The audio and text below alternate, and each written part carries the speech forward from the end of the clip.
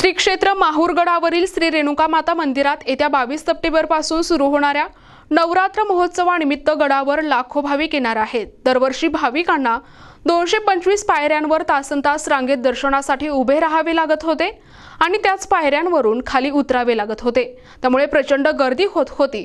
मात्र आता मंदिर प्रशासनाकडून श्री परशुराम मंदिराकडून भाविकांना गडावरून खाली उतरण्यासाठी पायऱ्या बनविण्यात आल्या आहेत। त्यामुळे श्री परशुराम मंदिरावर सर्व भाविकांना महाप्रसादाचा लाभ घेऊन निसर्गाचा आनंद घेत भाविकांचे दर्शन निर्विघ्न आणि सुलभरित्या पार पडणार आहे। अंतिम टप्प्यात असलेल्या या पायऱ्यांच्या कामाची उपविभागीय अभियंता डी.के. भिसे यांनी प्रत्यक्ष पाहणी करून कंत्राटदारांना 2 दिवसात काम पूर्ण करण्याच्या सूचना दिल्या आहेत। श्री रेणुका देवी विश्वस्त समितीचे पदसिद्ध अध्यक्ष प्रमुख जिल्हा आणि सत्र न्यायाधीश सुनील वेदपाठक, जिल्हाधिकारी राहुल कर्डिले, सचिव सहाय्यक जिल्हाधिकारी जेनित चंद्रा दोंतुला, उपाध्यक्ष विभागीय पोलीस अधिकारी रामकृष्ण मळघणे, तहसीलदार तथा कोषाध्यक्ष अभिजित जगताप यांच्या मार्गदर्शनाखाली नवरात्र महोत्सव पार पडणार आहे। झालेल्या यात्रा नियोजन बैठकीत अपर जिल्हाधिकारी पांडुरंग बोरगावकर, सहाय्यक जिल्हाधिकारी जेनित चंद्रा दोंतुला, अपर पोलीस अधीक्षक तथा पोलीस यात्रा प्रमुख अर्चना पाटील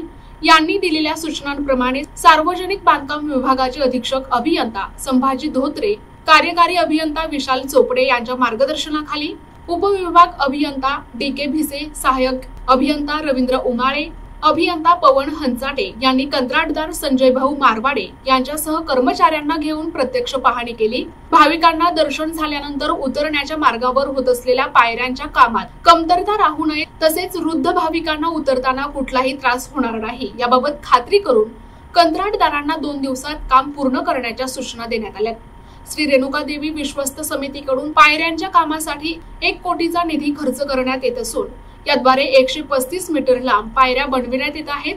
उपविभाग अभियंता डी.के. भिसे हे पायऱ्या जास्त उंच होऊ नयेत, जास्त उतारही राहू नये याची काळजी घेत प्रत्यक्ष उभे राहून काम करून घेत आहेत।